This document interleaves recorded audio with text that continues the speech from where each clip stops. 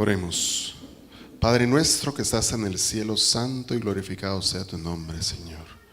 El día de hoy sabemos de que tú nos acompañas en este medio y queremos pedirte, oh Padre Celestial, tu bendición al abrir las Sagradas Escrituras, que podamos comprender lo que está escrito ahí, que es para nosotros, y que podamos hacer nuestra las promesas de que Cristo viene pronto a reinar con nosotros.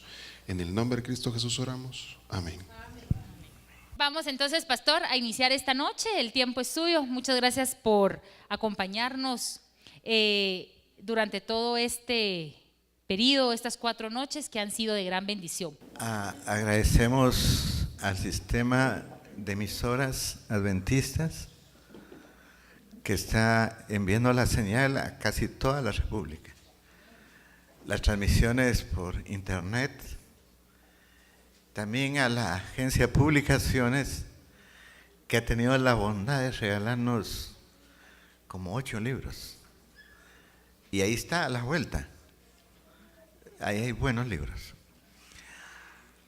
La solución al tremendo problema del pecado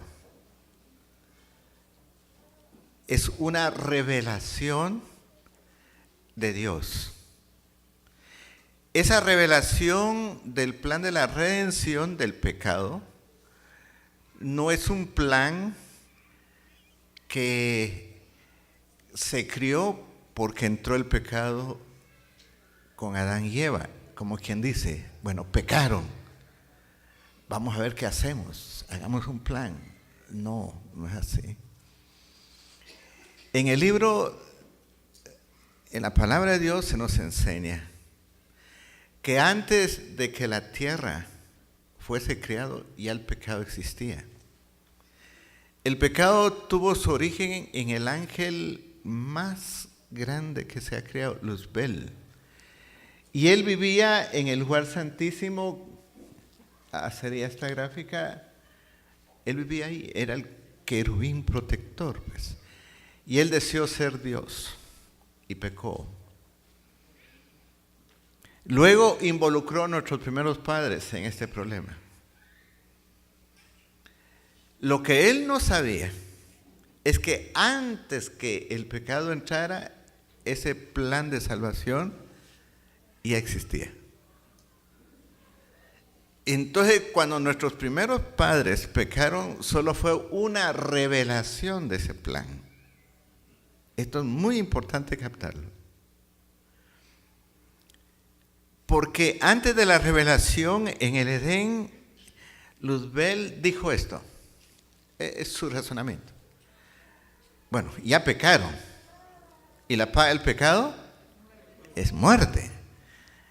Si Dios los perdona, no cumple su palabra. Porque les digo claramente, el día que pequen, van a morir. Pues. Entonces, si los perdona, no cumple su palabra. Y si cumple su palabra, quitándole la vida, yo lo voy a acusar que no sabe perdonar.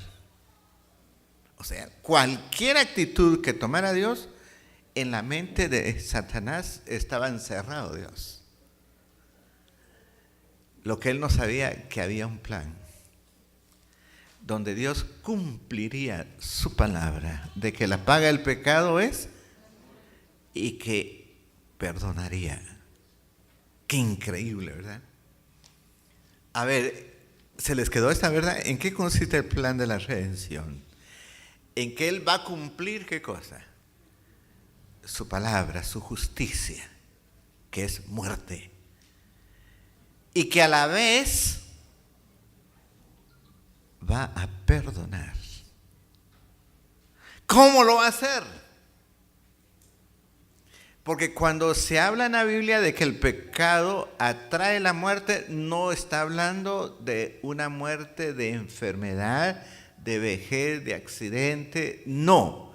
Está hablando la paga del pecado, que la Biblia le dice que es muerte eterna, que no hay regreso. De esa muerte está hablando. ¿Cómo va a ser Dios para cumplir?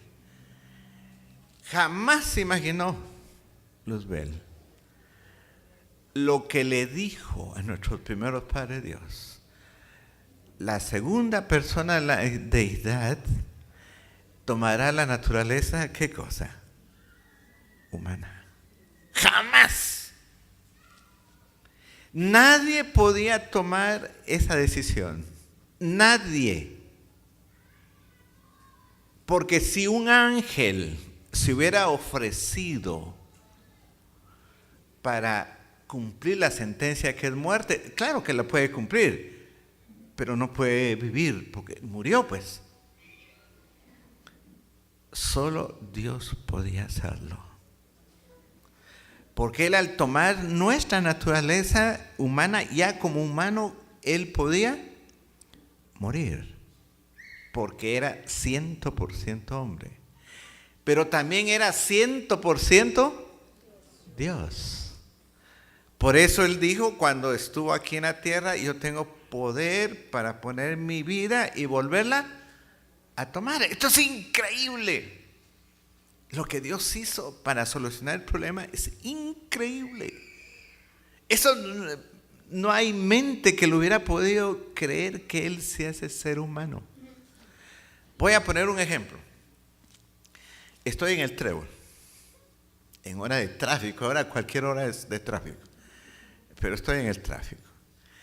Hay 6 carriles o más para el occidente y más de 6 carriles que están entrando. Y yo estoy parado ahí en la pasarela. No es cierto, eso para entenderlo. Y en eso miro una cucaracha que quiere atravesarse de acera hasta la otra acera. No, yo digo, esta cucaracha no va a pasar. O la mata uno de los que están yendo para allá. No, esta no va a pasar. No va a pasar la cucaracha. Entonces tomo la decisión de ir a hablar con ella. De que no lo haga, que no va a pasar. Pero no hablamos el mismo idioma. Ni me va a entender y yo no sé lo que ni le voy a entender yo. No hablamos el mismo idioma. Pero yo quiero salvar la cucaracha. Entonces tomo una decisión dramática para que me entienda. ¿Qué decisión voy a tomar? ¿Hacerme qué cosa? Cucaracha. Y entonces ya le hablo ahí, ¿verdad? De cucaracha, cucaracha, ¿verdad? Y me corro el riesgo de pasar con él para salvarla. Si yo hiciera ese tremendo sacrificio de hacerme cucaracha para salvar una cucaracha, pues estoy loco. Pero ese acto de que yo me haga cucaracha, escúcheme bien, es de una criatura a otra criatura. Pero Dios no hizo decisión de la criatura que Él es a la criatura que yo soy de hombre. No, Él es Dios y yo que soy. Quiere decir que eso que Él hizo es peor que yo me volviera cucaracha. Porque volviéndome yo cucaracha es de criatura a qué cosa. A criatura, estoy hablando de Dios. Eso es, por eso le llama a Timoteo el misterio de la piedad. Ese es el plan para salvarnos. Ahora, a ustedes debió haber recibido unas hojas donde está estas gráficas que están aquí. Yo voy a ir bien despacio porque la solución requiere comprensión exacta. Dios tomó a un pueblo, Israel, de la esclavitud, y se multiplicaron y todo lo demás. Lo sacó libre al untar la sangre en los dinteles y ya libre se los llevó al Sinaí. Y ahí en el Sinaí Dios le reveló 2 cosas a Moisés para el pueblo y el pueblo para el mundo. Primero está en Éxodo 20, le entregó los 10 mandamientos, escrito con su dedo, trueno, rayos, eso fue impresionante. Dios mismo descendió No mandó a nadie, Él mismo descendió. Él se escondió en una nube y Él escribió eso. ¿Qué escribió? No tendrás dioses ajenos delante de mí. 2, no te harás imagen alguna, no te postrarás. 3, no tomarás el nombre de tu Dios. Eso fue impresionante, hermanos. Acuérdate del día de sábado para santificarlo. 6 días trabajarás, mas el séptimo día es para Jehová tu Dios. Esa es la primera tabla. Ahora empezó a escribir la segunda. Honra a tu padre y a tu madre. Primer mandamiento con promesa, para que te vaya bien. 5.º mandamiento. No matarás. 7.º, no cometerás adulterio. 8.º, no harás ejercicio. Voy a aclararlo porque me están escuchando por la radio.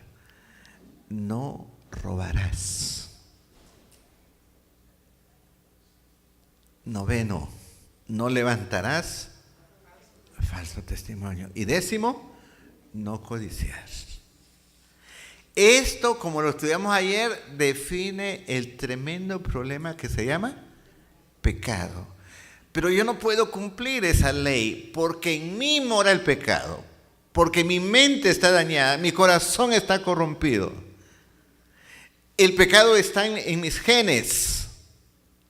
Entonces necesito el plan de salvación. ¿Estamos claros aquí? Yo me siento impotente, no puedo. El Señor Jesucristo lo explicó mejor. Oíste que fue dicho, dice, no codiciarás una mujer. Mas yo digo que cualquiera que la mire y la codicia, ya cometió pecado. Pues sí. ¿Qué varón no mira? Pues, ¿verdad? ¿O qué dama no mira al otro lado también? En el plan de la salvación que vamos a estudiar, Dios es capaz de cumplir su palabra, perdonarme y capacitarme para no pecar. ¿Qué le parece? Esta debería ser una pregunta del libro. El plan de la redención, ¿qué contempla? Número 1, ¿qué dijimos que era el plan de la redención? Que Él me perdona, ¿sí o no? Pero una vez perdonado, me capacita ¿para qué cosa? Eso fue lo que le reveló en el monte de Sinaí. Le dio sus mandamientos para definir el problema. Ahora, ahí están las citas, así que no tiene que anotarlas, ahí están en sus hojas. Si quiere anotarlas, pues más seguro, ¿verdad? Le dice en el libro de Éxodo 25, porque la definición de la ley está en el Éxodo 20. Ahora, en Éxodo 25 le da la solución. Lea conmigo Éxodo 25. Versículo 8. Éxodo 25, 8.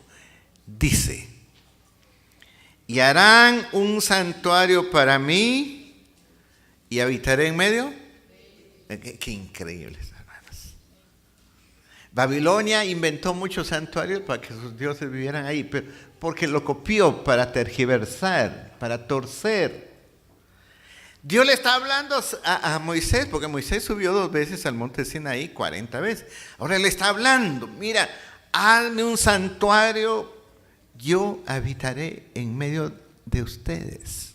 Siguiente versículo. Conforme a todo lo que yo te muestre, el diseño del tabernáculo y el diseño de todos sus utensilios, así. Quiere decir que el santuario no es una idea hebrea, no es una idea de Moisés. es una idea ¿de quién? De Dios para desarrollar el plan de la redención.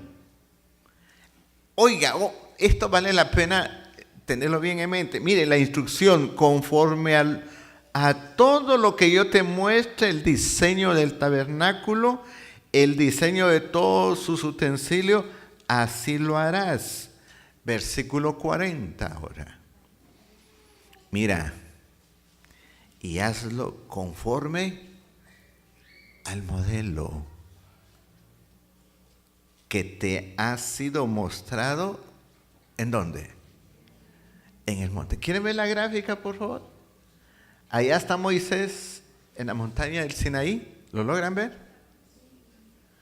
¿Está recibiendo el modelo del cielo? Y aquí está la copia en la tierra.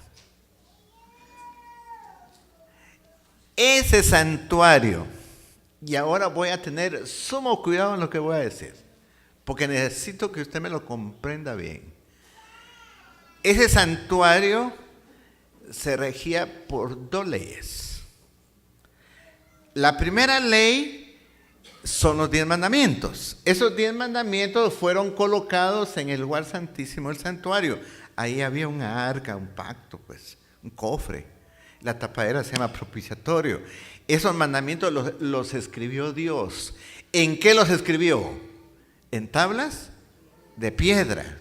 Él mismo las escribió y fue colocado adentro del santuario.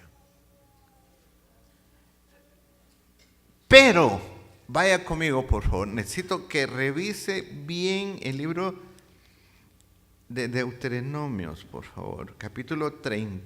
Vamos a tomar el 10 para comenzar, porque la solución al pecado requiere...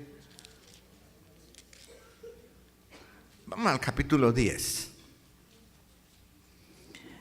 Deuteronomios capítulo 10. Dice, versículo 1, en aquel tiempo Jehová me dijo, lábrate 2 tablas de piedra como la primera y sube a mí al monte y hazte un arca de madera, un arca. Y escribiré, es Dios el que escribe, y escribiré en aquellas tablas las palabras que estaban en las primeras que quebraste y las pondrás en el arca. E hice un arca de madera de acacia, labré 2 tablas de piedra como la primera, subí al monte con las 2 tablas en mi mano y escribió, o sea, Dios, en las tablas conforme a la primera escritura, los 10 mandamientos que Jehová os había hablado en el monte de en medio del fuego. Y el día de la asamblea y me las dio. Y volví y descendí del monte y puse las tablas. ¿En dónde las puso? En el arca que había hecho, y ahí están como Jehová me mandó. Ahora, capítulo 31. Capítulo 31. Del libro de Deuteronomios, ahí mismo, Deuteronomios 31. Dice el versículo 24. Sígalo conmigo porque es clave esto. Cuando acabó Moisés de escribir las palabras, Deuteronomios 31, 24. Cuando acabó Moisés de escribir las palabras de esta ley, ¿en dónde? En un libro, hasta concluirse. Apareció otra ley. ¿Quién está escribiendo esta ley? ¿En dónde la escribió? En un libro. Sigue diciendo. Dio órdenes Moisés a los levitas que llevaban el arca del pacto de Jehová, diciendo, tomad este libro de la ley y ponelo al lado del arca del pacto de Jehová vuestro Dios, y está ahí por testigo contra ti. Pregunto, ¿dónde fue colocado esta ley? Al arca. Ahora escúcheme bien. Este libro que escribió son las instrucciones de la Torá, donde vienen las reglas que deben de hacer funcionar el santuario. ¿Para qué? Para el perdón. Ahorita lo vamos a ver. Ahí están las reglas. Todas las reglas están aquí. Entonces, esas reglas determinan lo que se llama el servicio del santuario. Son reglas que se le llaman reglas rituales o reglas ceremoniales. Todo el ceremonial que se lleva a cabo, aquí está.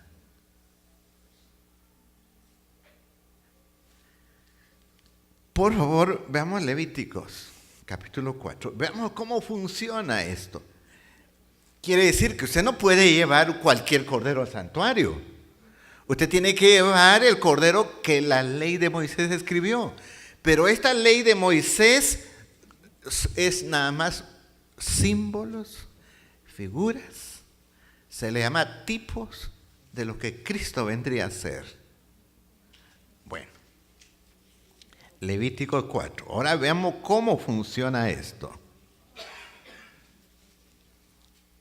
Porque estamos entendiendo el plan de la salvación. Dice, Levítico capítulo 4. Ahí hay 4 ejemplos, pero voy a tomar el versículo 13. Ese también está en nuestro material, así que no hay ningún problema. Levíticos 4.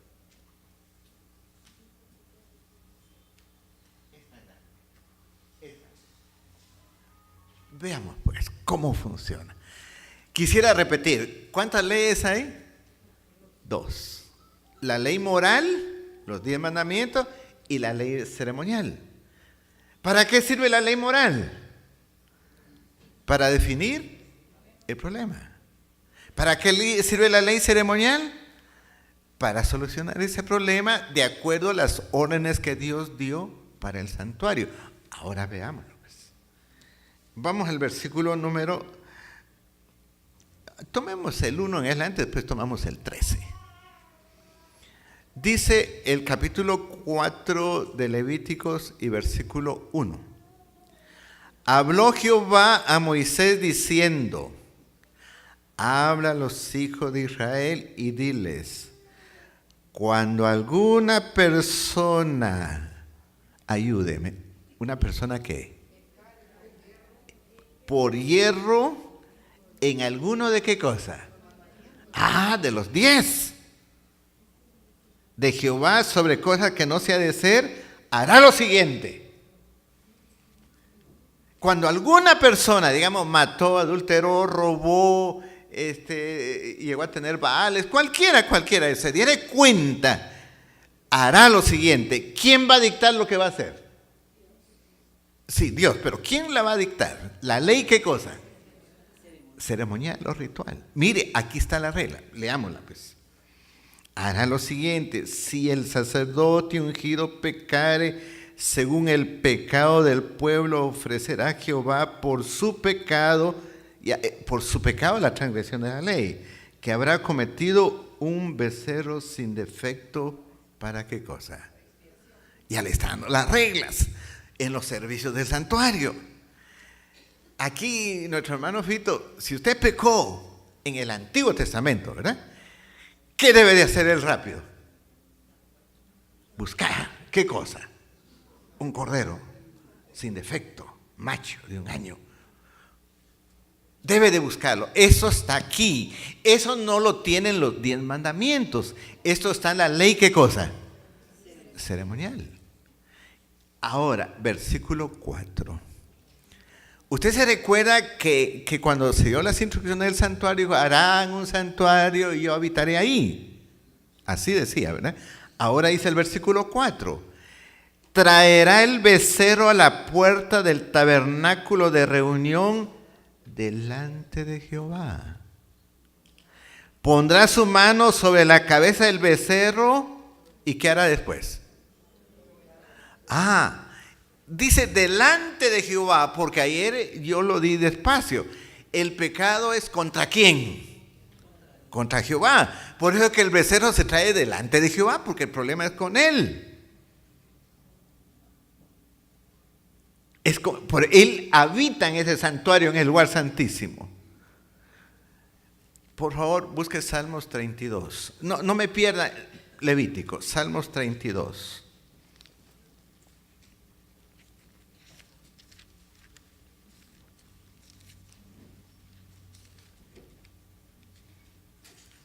Leo el versículo 5. Este no está ahí en el material. Este versículo, Salmos 32, 5. Y leo despacio y dice: mi pecado te declaré. ¿A quién? Cuando dice te declaré, ¿a quién estaba refiriendo? A Dios. Y no encubrí mi iniquidad. Dije: confesaré mis transgresiones a Jehová. ¿Existe la confesión en la Biblia o no existe? ¿Pero a quién dice la Biblia? A Jehová, porque el pecado es contra Él. Y si no logramos entender lo que es pecado, entonces el ritual no se lleva a cabo. Cuando se coloca la mano sobre el cordero, delante de Jehová, que ya tenemos el cordero, la gráfica está muy pequeña, pero está aquí, ahí está el cordero, si la amplían, gracias por ese favor, ahí está el cordero. Ese cordero no lo da la estructura del santuario, es el pecador el que debe irlo a buscar. Y ahora coloca la mano sobre la cabeza del cordero, dice, delante de Jehová, porque el problema es delante de Jehová. Y somos afortunados de estar en este seminario, porque entendemos lo que es pecado. El pecado es ¿contra quién? Contra Dios. A pesar de que yo le robé un prójimo, yo maté un prójimo, lo que sea, es contra Él. Por eso el cordero se va al santuario delante de Dios y se confiesa encima de la cabeza del animal. No hay nadie más que usted y el animal y Dios. Y usted confiesa, aquí dice, confesaré mis transgresiones a Jehová. El cuerno pequeño cambió esto. Ahora se le confiesa al hombre. Eso no es bíblico. Es a Jehová, porque la ley que violé es de Él. Ahora, ¿qué hace el hecho de que yo le ponga mi mano sobre la cabeza y confiese mi pecado? Hay una palabra que se transfiere. ¿Qué se transfiere al animal en la confesión? El pecado. Ahora, ¿quién es el culpable? El cordero. Ese no hizo nada, puro, mancho, nunca se ha relacionado con una cordera. Es puro, pues. Y ahora Él va a pagar lo que yo hice. Porque mi pecado pasó a Él. Regresemos a Levíticos. Estamos encontrando cómo se perdona esto. Versículo 4. Traerá el becerro a la puerta del tabernáculo de reunión delante de Jehová y pondrá su mano sobre la cabeza del becerro y lo degollará delante de ¿quién? De Jehová. ¿Quién mata al cordero? El pecador. Ya usted me está intuyendo, adelantándome nada más. Juan dijo ahí el cordero de Dios que quita. ¿Quién mató a Cristo? El que reconozca y confiese a Dios. Esto no es grupal. Yo he oído orar, Señor, perdónanos. Eso no es así. Perdóname. Mire, no fueron los romanos los que mataron a Cristo. No fueron los hebreos. Es el que quiera ser perdonado, que reconoce que su pecado lo colocó ahí, hermanos. Regresemos a Levítico. Posiblemente usted no había visto esta dimensión. A nosotros nos trajeron un sistema religioso de Europa. Más de uno de los que están aquí se han confesado, pues. Pero no creo que han dicho todo lo que han hecho. Yo no sé si se dice toda la verdad, pero con Dios se lo tiene que decir, porque nadie le está oyendo.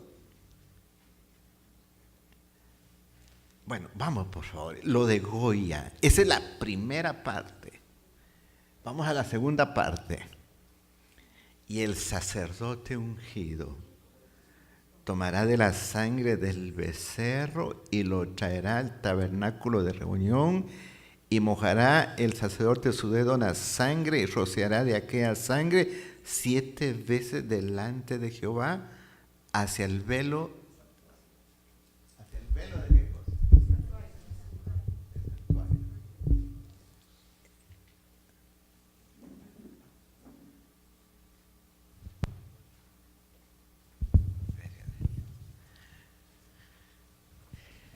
Ve, aquí está. Usted ya cumplió su parte. Su parte es reconocer que pecó. ¿Tiene problema? ¿Con quién tiene problema? Con Dios. Ahora le da el método. Busque un cordero. Tráigalo delante de Jehová. Usted confiese, transfiere, mátelo. Hasta ahí.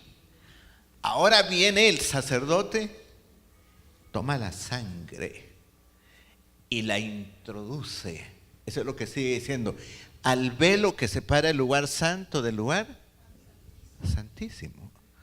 Y la sangre la tira aquí, en un número perfecto, 7 veces. ¿Por qué? Porque del otro lado, a ver si me la vuelve a ampliar. Porque del otro lado del velo, ¿qué creen que hay? Un arca. ¿Qué hay dentro de ese arca? Que ha sido transgredida. Ahora el sacerdote, por favor, esto es clave, está haciendo una función de mediador entre el Dios que está aquí y el hombre que quedó en el hacha. ¿Me captaron eso? Pero la mediación la está haciendo con sangre.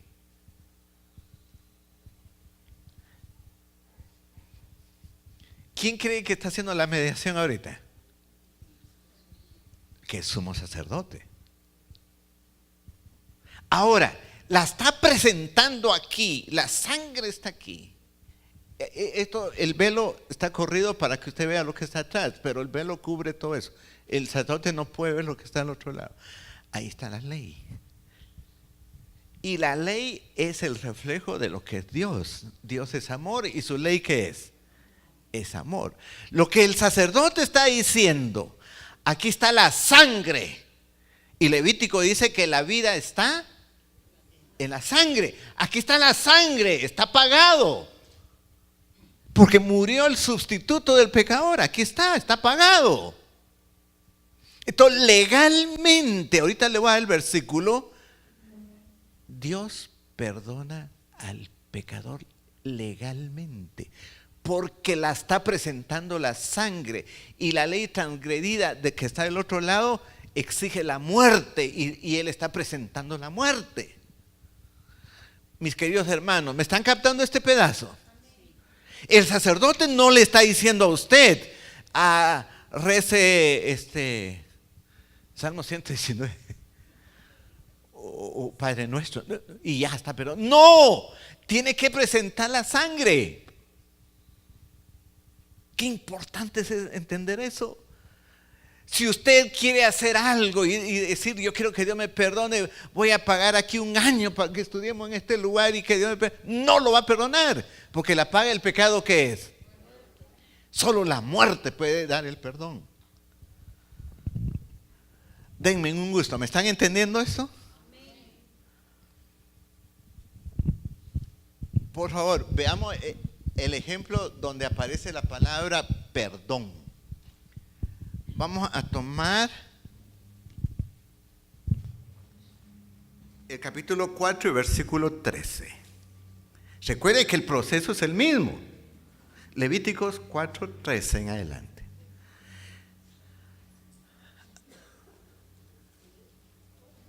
Dice, léalo conmigo, es el mismo proceso.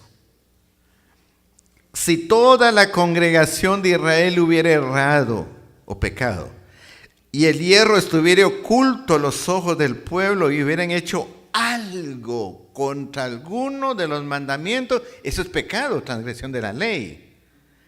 Y en cosas que no se han de hacer, hará lo siguiente: luego que llegue a ser conocido el pecado que cometieron, la congregación ofrecerá un becerro por expiación, lo traerá delante del tabernáculo de reunión, ya sabemos, y los ancianos de la congregación pondrán sus manos sobre la cabeza del becerro delante de Jehová, y en presencia de Jehová degollarán aquel becerro. Ahora, ¿quién entra en acción ahora? El sacerdote. No, el sacerdote entra en acción, es lo que sigue. Y el sacerdote ungido meterá de la sangre del becerro en el tabernáculo de reunión. Y mojará el sacerdote su dedo en la misma sangre, rociará 7 veces delante de Jehová. ¿Hacia dónde? El proceso es el mismo. Ahora, aquí hay algo esencial. Esa obra en el cielo, pues, ahora Cristo lo hace. Pero si usted ve el sacerdote que está metiendo la sangre allá en el cuadro pequeño, ahí no hay nadie más que el mediador, Dios, y el hombre que quedó allá. No hay nadie más. Y en el cielo, yo le puedo dar los versículos, solo está Cristo como sacerdote delante del Padre. Ahí no hay nadie más, ahí no está Pedro, no está Lucas. Ellos mismos necesitan que Cristo sea su mediador. Sigamos estudiando, pues. Versículo, rociará 7 veces. Vamos al 20. Y hará de aquel becerro como hizo con el becerro de la expiación, lo mismo hará de él, así hará el sacerdote expiación por ello, y obtendrán ¿qué cosa? Oiga, el perdón se obtiene legalmente. El diablo no puede decir que Dios fue injusto de perdonar a un criminal porque alguien murió por el criminal y alguien presentó esa sangre de esa muerte por él para hacer mediación y está perdonado. El diablo no puede objetar nada. ¿Contentos? Nada puede objetar. Que está pagado. La paga del pecado, ¿qué es? Y yo les dije al comienzo que es impresionante el plan de la salvación, que revela que Dios cumple su palabra y a la vez ¿qué cosa? Perdona. Solo Dios puede hacer eso. Ahora, vamos a la realidad ahora. Por favor, vamos a buscar en la Biblia el libro de San Juan, capítulo 1. Lo que estamos estudiando ahora es clave. Tenemos que vernos el domingo porque le voy a mostrar cómo el cuerno cambió todo eso. Hoy no me da tiempo. Dice el capítulo 1 de San Juan.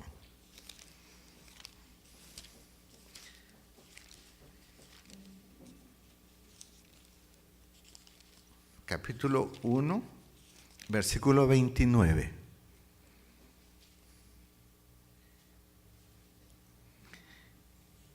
San Juan 1:29.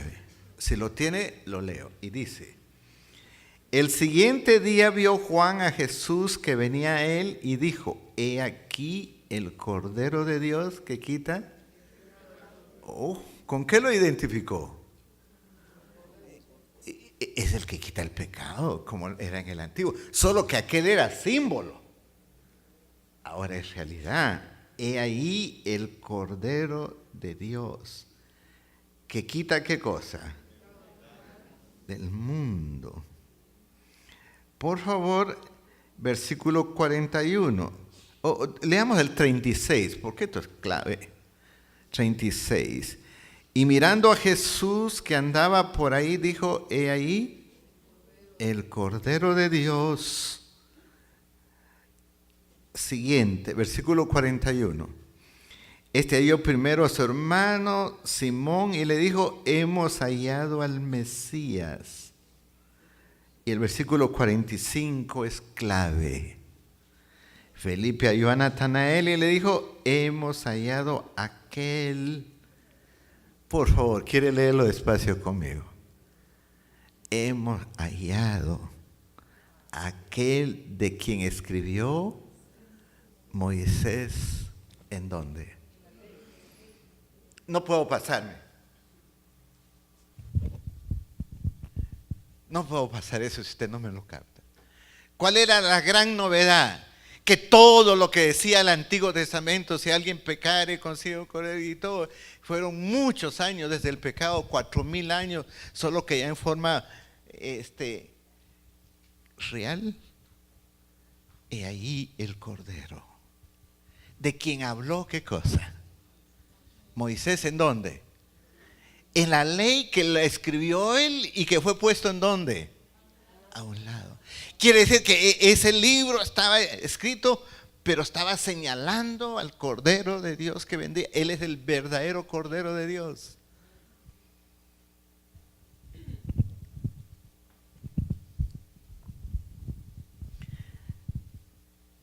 A esa ley que escribió Moisés y que aquí lo dice, ¿no? Hemos hallado de quien escribió Moisés en la ley. Esa ley es en un libro y que fue puesto a un lado.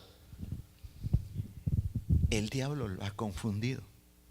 Porque cuando Cristo murió en la cruz del Calvario, se terminó todo el símbolo. No era que esa ley fuera mala, en absoluto, sino su función de ser símbolo y figura de lo que vendría, se terminó.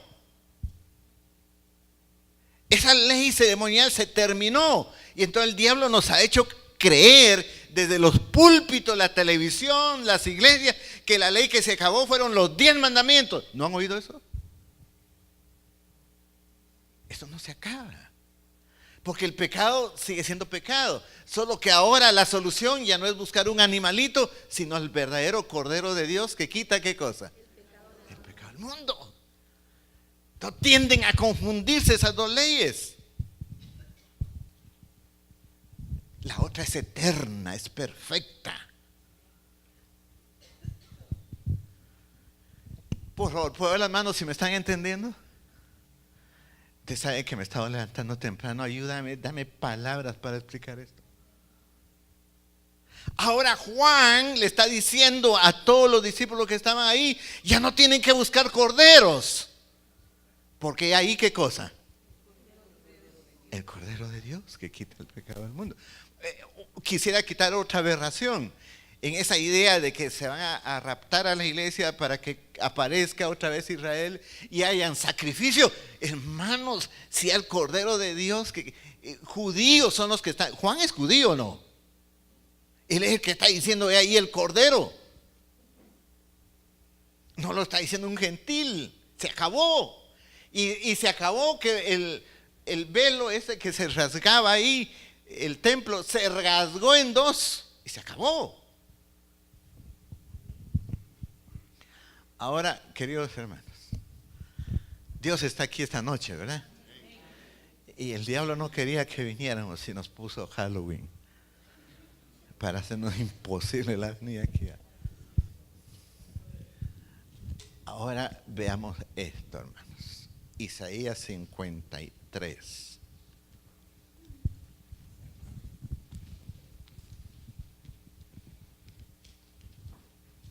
¿Se acuerdan cuándo es nuestra cita? No, no es sábado. ¿El domingo qué cosa? 11, porque tendré que explicar cómo el cuerno cambió todo esto. Que no puede faltar. Isaías 53.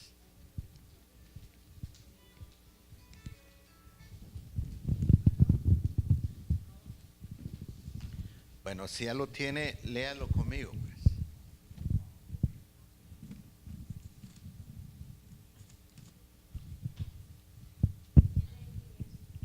¿Estamos listos? Dice: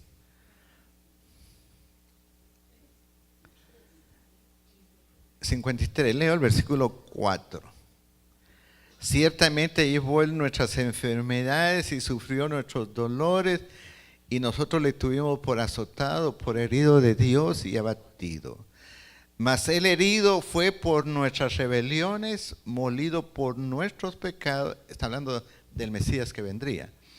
El castigo de nuestra paz fue sobre Él y por su llaga fuimos nosotros curados.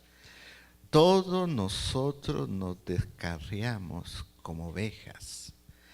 Cada cual se apartó por su camino. Y aquí viene la frase importante. Mas Jehová cargó en Él el pecado de todos nosotros. Vamos a estudiar esta frase ahorita. Aquí parece muy simple. Dice que Él cargó nuestros pecados. Da la apariencia en español de que cargar es cargar, como que mi pecado fue puesto sobre Él para cargar, el pecado suyo, y al final lo aplastó, pues. Eso no es el sentido de la Biblia. Y voy a preguntar y le voy a dar el versículo. ¿Dónde está el pecado en este ser humano que está frente a ustedes? ¿Se acuerdan la que sea romano? ¿Mora en dónde mora? En mí. Me dañó mi mente, me dañó mi sentimiento. Está en mis miembros, ¿se acuerdan? Isaías dice, desde la planta de los pies hasta la coronilla es podrida llaga. Esos somos. Ahora Dios cargó eso en Él. Segunda de Crónicas, capítulo 5 ahora. Segunda de Crónicas, sí, los que nos escuchan. Es Segunda Corintios, capítulo 5. Es Corintios, por favor, el Nuevo Testamento. Porque es ahí el Cordero de Dios. Segunda de Corintios. No, Corintios, Nuevo Testamento. Segunda de Corintios, capítulo 5. Dice la Biblia. Miren qué texto más importante voy a leer. Para explicar lo que es cargar. Porque acabo de explicar que el pecado está en mí. Yo no estoy cargando mi pecado. Está morando en mí.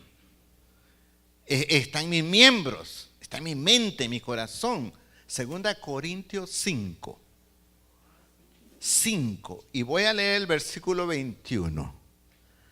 Léalo conmigo, por favor. Y dice, al que no conoció pecado, por nosotros lo hizo, ¿qué cosa? Pecado.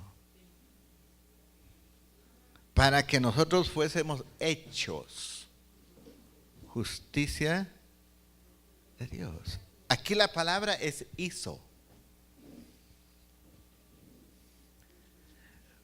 Cuando Dios colocó nuestro pecado en Él, Él se convirtió literalmente y tomó mi lugar. ¿Dónde estaba mi pecado en ese momento? Habitando en Él, en Él. Sus miembros se infectaron.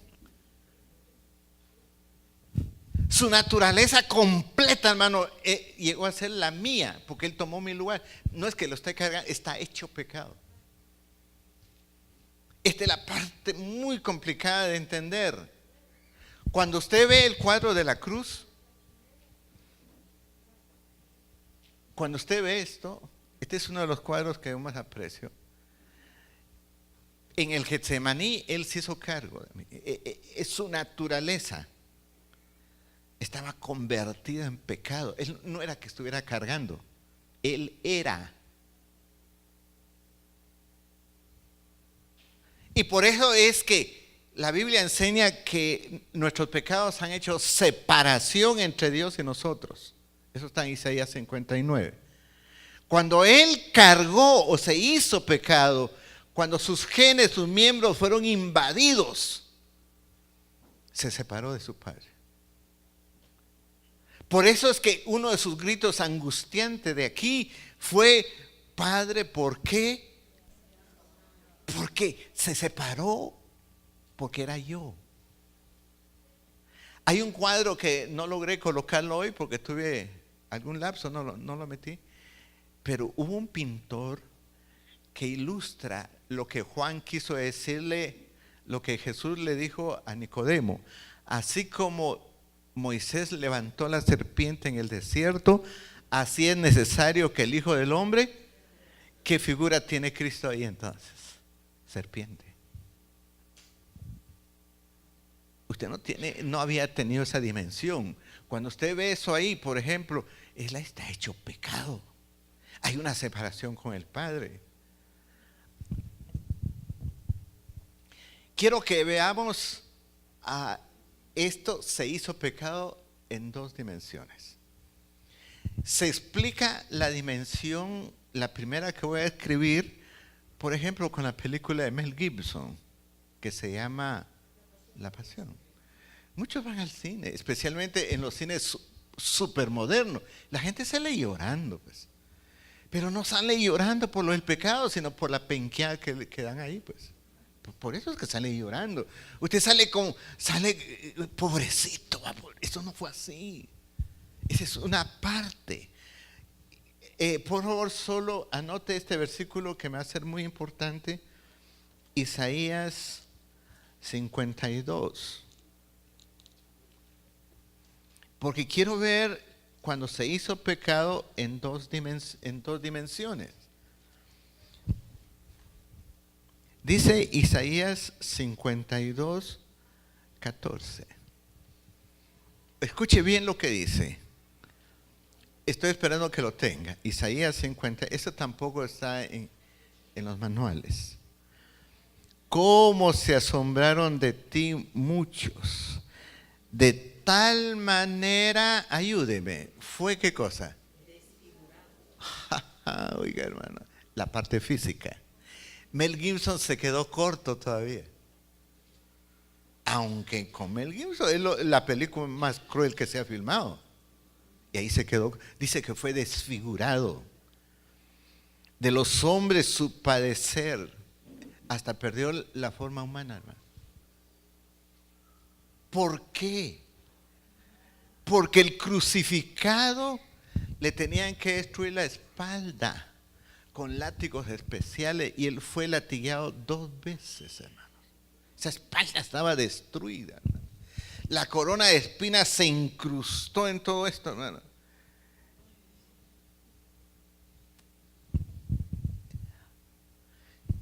La crucifixión en sí tiene un ángulo de 45 grados para que se duerma la pierna.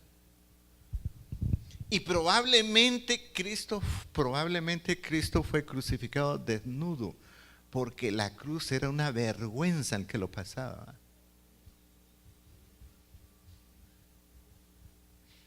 Los clavos tienen más o menos 18 centímetros. Ahora, eso no fue lo que mató a Cristo. La cruz no fue lo que lo mató. Porque miles y miles en el Imperio Romano fueron crucificados. Igual que él. Y él, hermanos, la cruz se incrustó en el piso a las 9 de la mañana de un 14 de Nisan. Todo esto lo tenemos que estudiar en las otras reuniones.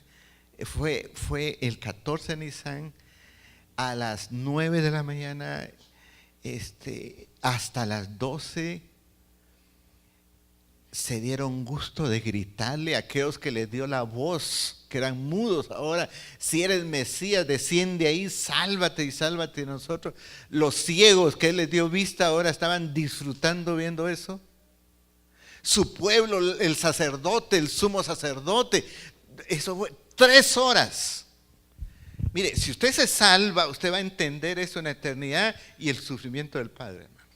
Ahí en la cruz, que estaba a una altura, él solo con el pensamiento pudo haber destruido todos los que estaban ahí, ¿cierto o no? Él pudo llamar millares de ángeles, pero tenía que pasar eso. Si no, usted no se salva. Si no, yo no me salvo. A las 12 del mediodía, dice que vino una oscuridad terrible en toda la tierra, que los sacerdotes, los fariseos, los saduceos querían regresar a Jerusalén porque sentían que el juicio estaba cayendo, pero Dios los contuvo ahí para ser testigos hasta lo último. A las 3 de la tarde, la oscuridad quedó solito en la cruz, porque a las 3 de la tarde tenía que morir. No me falten los domingos, yo le voy a explicar tiempos, cómo se miden los tiempos en profecía. Él no podía morir el 13 de Nisan, ni el 12 de Nisan, ni el 15, él tenía que morir el 14 de Nisan a las 3 de la tarde. Él estaba ahí, ese cuadro, y yo lo tengo en original, pues ese me lo hizo un panameño, un gran artista. Yo le digo, yo necesito una manta. Yo tuve muy poca fe y la tela que leí es como este tamaño. Me dijo, pero tan poca tela. Me dijo, yo quiero grande, no, hombre. Y yo dudé de él. ¿Y cómo quiere la crucifixión? Lo quiero como fue. Donde su naturaleza humana está perdida, está deshecha, como leímos en Isaías. Y lo quiero desnudo. Venga mañana. Llegué al día siguiente. No pude hacerlo, dijo. ¿Cómo? Si usted es un gran pintor, no pude. Venga mañana. Y fue cuando me entregó el cuadro. Él dice, ahí está desnudo. Solo que el poste lo cubre. Una genialidad de él, pues. Él me contó que cuando estaba haciendo el cuadro la tela se estaba mojando. No aguanté, pastor. Ni siquiera tuve la intención. Estaba llorando, pastor. Entendí lo que el cielo ha hecho por mí. Me sentí por primera vez pecador. Hasta tengo ganas de no darle el cuadro. Me dice, este cuadro es una joya. Tiene los 45 grados. Ahora, hermanos queridos, dejemos la parte física, que es la que se ve. Entremos a la parte espiritual. Cuando Él se hizo pecado, para quitarme el pecado mío, eso no lo puede ser un ángel, no lo puede ser un hombre, para quitarme mi pecado, en la confesión, se separó de quién, del Padre. Entonces su angustia aquí en la cruz no eran los clavos, su angustia aquí no era los latigazos que le dieron, la angustia no eran ni siquiera los gritos. Es más, sus discípulos ni estaban ahí, excepto Juan. Solo mujeres sabían. Campeonas, ¿verdad? Este Pedro que tanto que lo elevan, digo, yo si es posible te doy mi vida, hermano. Ese fue uno de los primeros que lo negó y de ahí salió huyendo.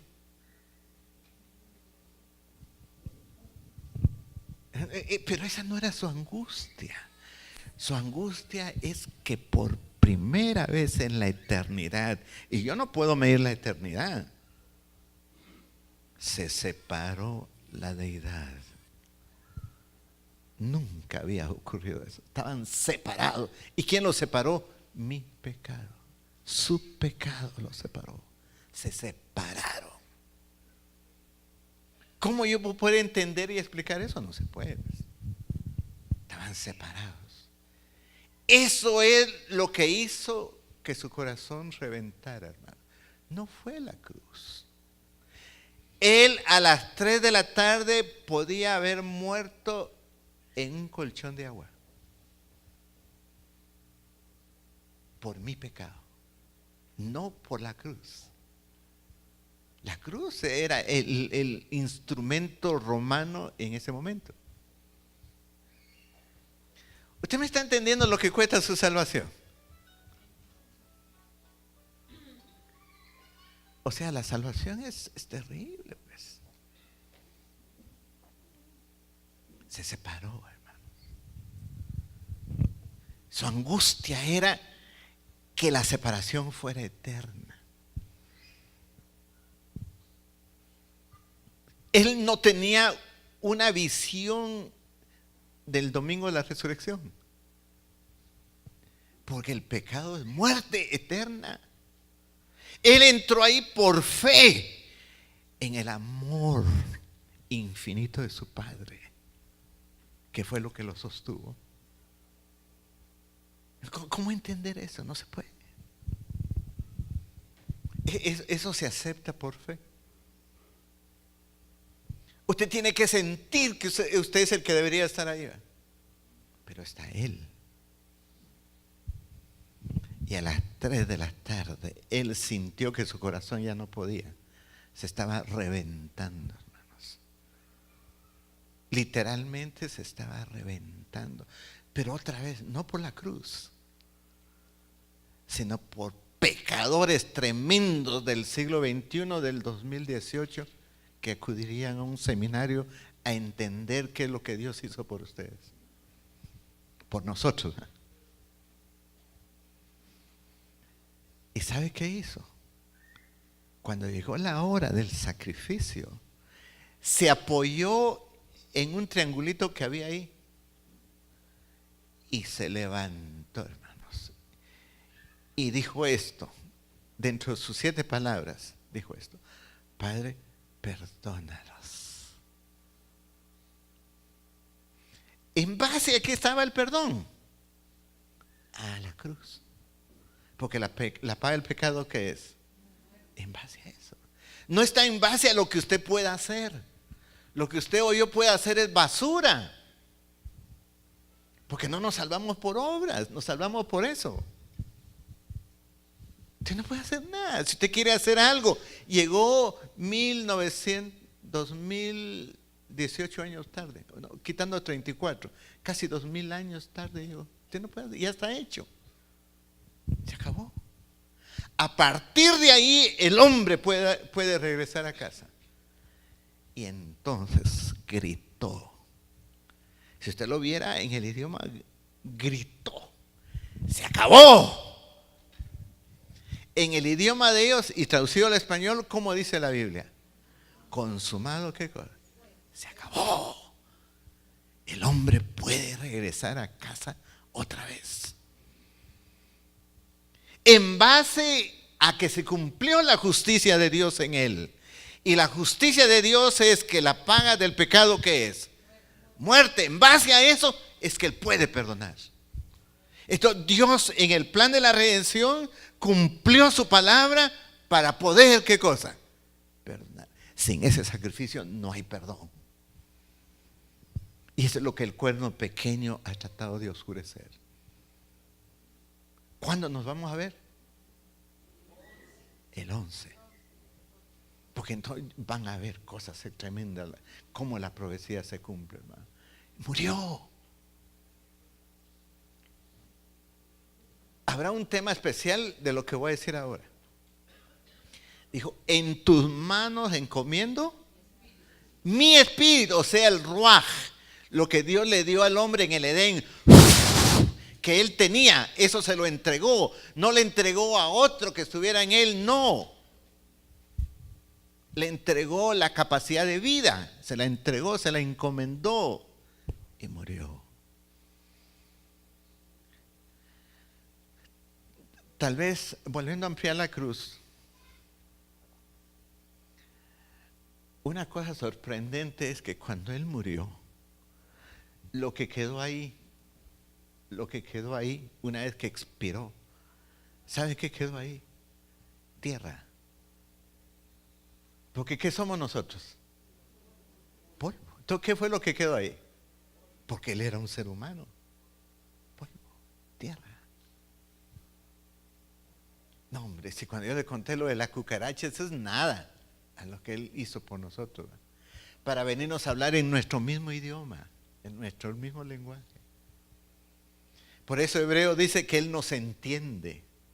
Porque Él sabe lo que es ser un ser humano. Él sabe lo que es el chasco. Él sabe lo que es tener hambre. Él sabe lo que es ser pobre, porque Él era pobre. Él ni siquiera burro tuvo para transportarse. Él sabe lo que es eso. Él me entiende. Vuelvo a repetir, ¿qué es lo que quedó ahí? Polvo. Entonces, cuando fue a la tumba, ¿qué se enterró? Polvo.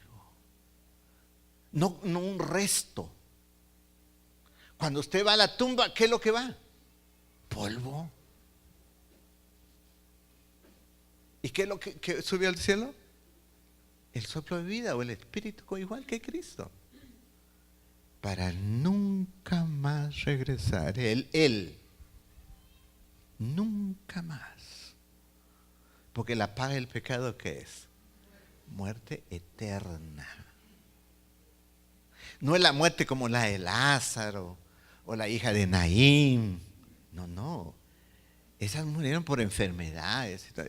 Él murió la paga del pecado. ¿Por qué resucitó? Él no tenía derecho a resucitar por dos cosas. Número uno, porque nunca pecó. No había, el diablo no tenía un argumento para tenerlo cautivo en la tumba, porque nunca pecó, hermano. Y dos, porque era Dios. Y el diablo sabía eso.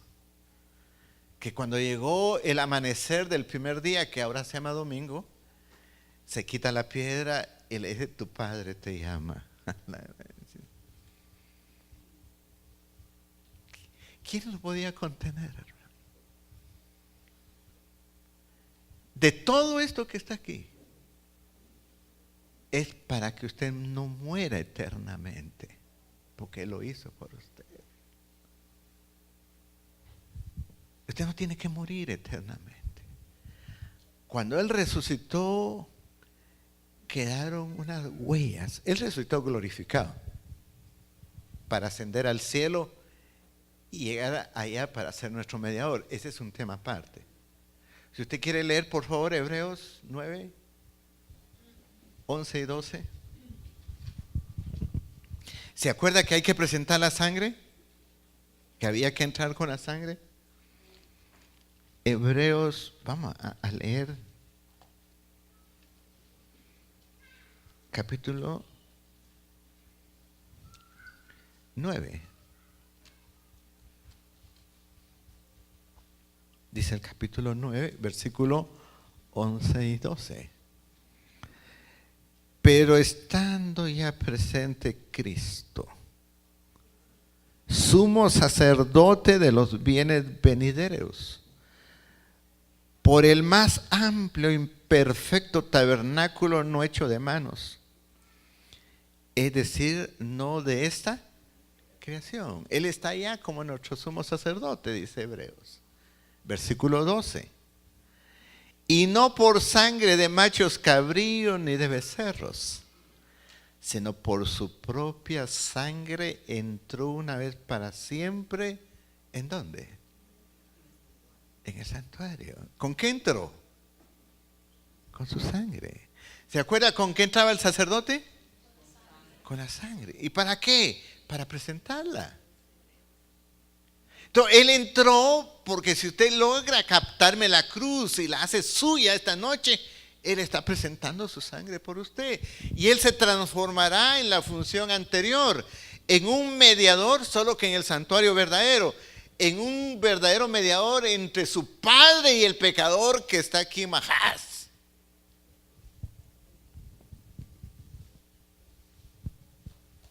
Primera de Timoteo.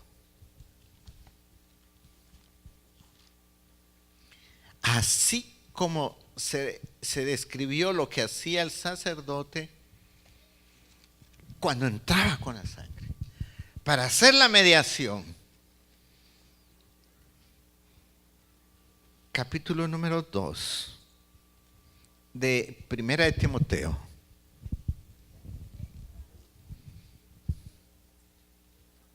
Uno se podría pasar estudiando toda la noche esto, ¿verdad? Es una belleza, hermanos. Hace polvo al ser humano para elevarlo de nuevo a la imagen y semejanza de él otra vez. Dice 2 Timoteo 2, no, primera Timoteo 2:5. Porque hay un solo Dios. ¿Y qué más? A ver, todos conmigo. Hay un solo Dios y qué más. ¿Por qué solo hay un solo mediador? Porque solo uno murió. Y solo uno resucitó. Y está presentando su sangre. Sangre de la cruz. La sangre que nos cubre. ¿Cuántos mediadores hay? A ver, con fuerza. ¿Cuántos mediadores hay? Uno. ¿Por qué solo uno? Solo uno murió y solo uno fue sepultado y solo uno resucitó.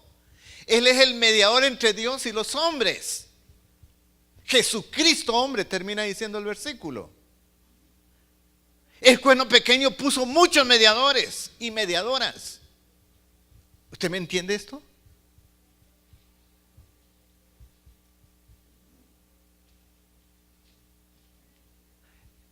Esto es lo que está escrito ahí.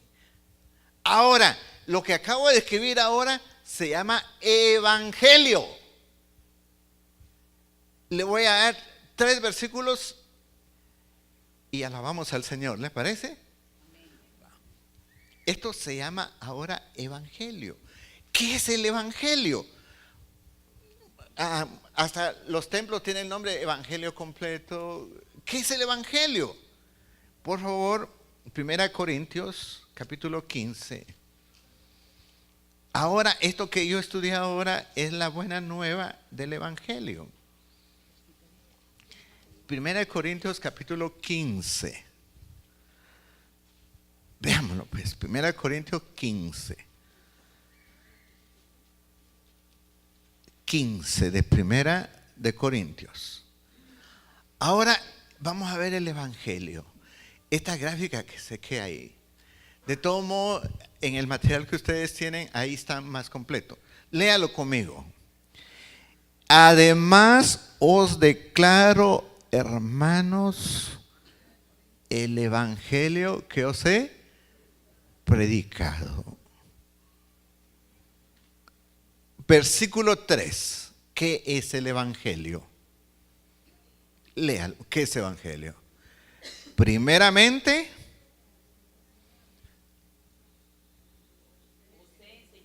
os he enseñado, siga por favor. ¿Qué ha enseñado? Lo que asimismo recibí, Que Cristo, ¿qué cosa? que Cristo fue muerto Por- pecados conforme a las Escrituras. Oye, ¿qué es el evangelio? El evangelio no es una iglesia. El evangelio es una persona que murió. Así lo dice. Este es el evangelio. Primeramente que Cristo murió por qué cosa? Por nuestros. Y yo le escribí cómo se muere. Eso es evangelio. ¿Qué más evangelio? Siga leyendo, por favor. Ahí dice que es evangelio.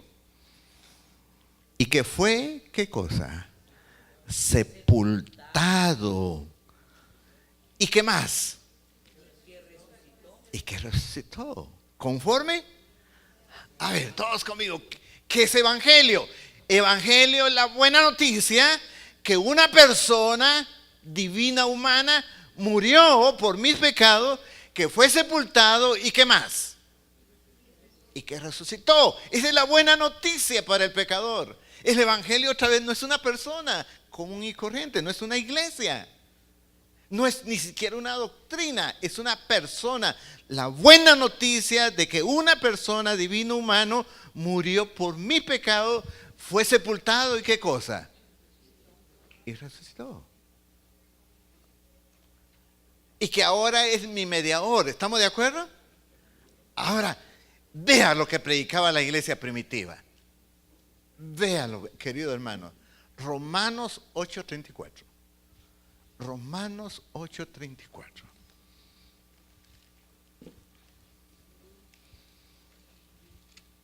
Tenemos que estar en sintonía con esto. Romanos capítulo 8 y versículo 34. Miren lo que estaba predicando la iglesia primitiva. Leámoslo pues. Dice, ¿estamos listos? Bendecidos porque todos deben de tener Biblia.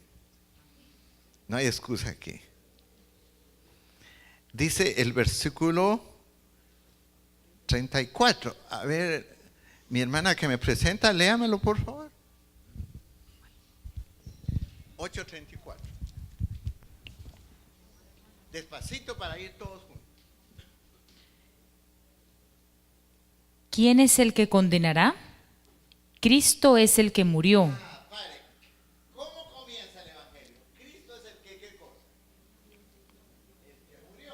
A ver, Cristo es el que murió. ¿Qué más?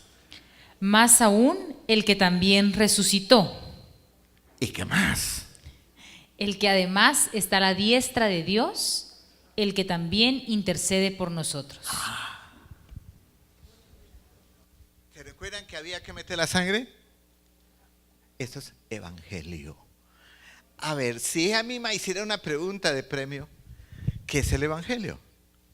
A ver, todos como evangelio es una buena noticia, ¿no? ¿Qué es evangelio? La buena noticia de que Cristo, ¿qué cosa? Murió por nuestros y que también y que además está a la diestra de qué cosa. Pero así termina. Intercediendo. ¿En base a qué está intercediendo? A su muerte, a la sangre. Por eso es que los escritores dicen correctamente, no hay otro nombre en quien podamos ser salvos.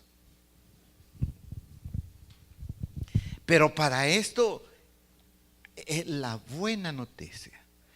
Estaba en un instituto muy grande para estudiar ingeniería en ciencias agrícolas. Y había un alumno terrible ahí.